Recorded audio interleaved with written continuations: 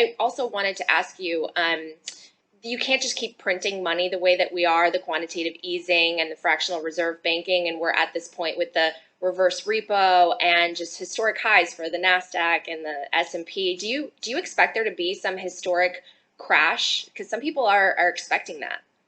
I think the way this will go is the bankers in the Western world will continue to inflate the money supply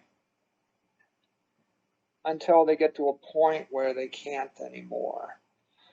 And they will pay for all the deficits with inflation until they can't. And at the point that they can't, they'll switch to taxation. And the taxation will come, it'll come progressively in the form of income taxes, and then the third phase, it'll come in the form of property taxes. What I do know is that Bitcoin is the best property to hold when that time comes. If you hold a building in California, you won't be able to move it to Wyoming, but you will be able to move the Bitcoin from California to Wyoming. So as we look forward, there'll be inflation, and you want to own property to protect yourself from inflation. But you want to own the highest quality property, and the definition of highest quality property is hardest to steal, hardest to tax, easiest to move, most desirable by everybody on earth. So what will it take to get other big corporations like the Googles and the Apples and the Facebooks into Bitcoin? Do you just expect it's a matter of time, or what's needed to make it happen? I think on the operational P&L side, I think they'll build Bitcoin into the Google Pay, Apple Pay, into Facebook, because they need to do that to compete with PayPal and Square Cash. That'll happen naturally because of the tech imperative. And I think they'll do that because that's in their best interest to do that.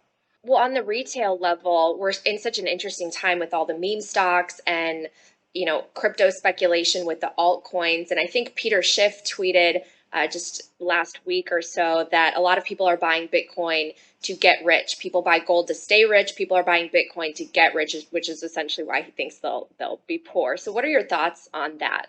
I think that if you want to get rich, then you want to find some big tech dominant digital network that everybody needs, nobody understands, and nobody can stop. So who are the rich people in the world? Steve Jobs got rich on Apple. Bill Gates got rich on Microsoft. If President Biden called you, what would you say to him about Bitcoin? Or maybe Powell or Yellen, what would you tell them? I would tell them Bitcoin is digital property, and it's the basis for us to build a 21st century economy, which is going to be an order of magnitude more efficient than the 20th century economy. Government is so protective of their monopoly on money, and you've also said that Bitcoin would suck value out of other asset classes like bonds. Governments finance themselves with bonds. So, I mean, it's really a threat to them. So do you see Western governments attacking Bitcoin? I wouldn't characterize it as a threat, and I wouldn't characterize it as money or as currency. That's why I say that it's digital property. It's not digital currency. I wouldn't call it a digital app or a digital currency. I would call it digital property. It's a threat to property. It's particularly a threat to other forms of property. Gold is property, real estate is property, but I don't think the United States government is threatened by real estate or buildings or companies or gold in the United States. You're going to pay taxes on your Bitcoin. I mean, like you pay when you sell your house, and when you sell your gold, and when you sell your stock, and when you sell your bonds, if you have a capital gain on them, you're going to have to pay capital gains tax on it. So that's the way I see Bitcoin, as digital property. It should be no more threatening to the government than digital music or digital books are threatening to the government. That doesn't mean, by the way, they won't regulate it.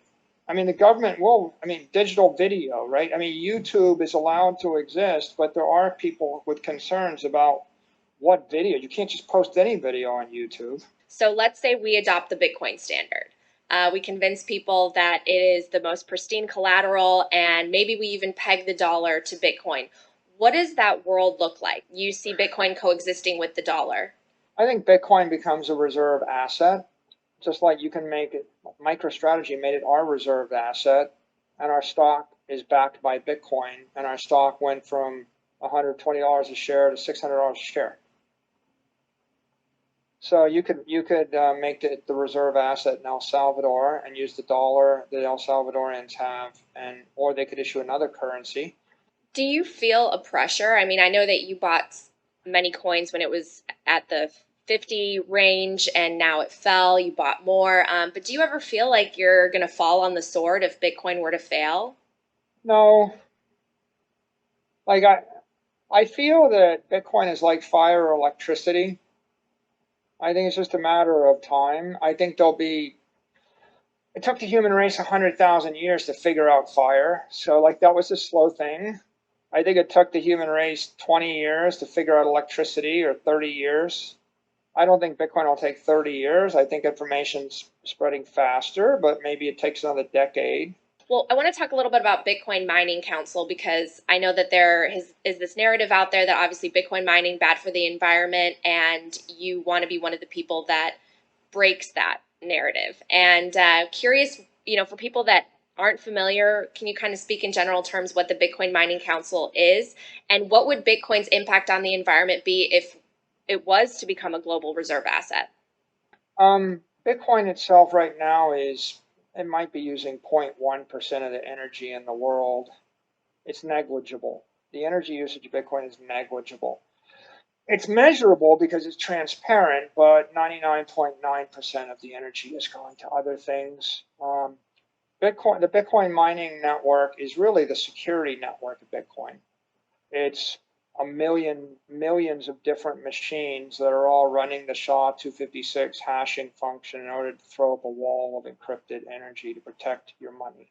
So ultimately, what you're going to have is a very decentralized set of specialized mining rig nodes that are security nodes that use some energy, but the energy, as far as we can see, is already more than 50% sustainable, and it keeps creeping up. Our estimate is 56% sustainable on a worldwide basis right now, and growing in sustainability faster than any other industry in the world we can find. And it's more efficient than any other industry in the world. If Bitcoin becomes a $100 trillion or $200 trillion network, the amount of energy used it might be 3 times as much, or 2 times. It might be 0.2% of the energy in the world instead of 0.1% of the energy in the world. It might be 0.3% of the energy in the world, but it'll be clean, renewable energy distributed through extremely efficient, specialized mining nodes using extremely efficient ASIC mining rigs.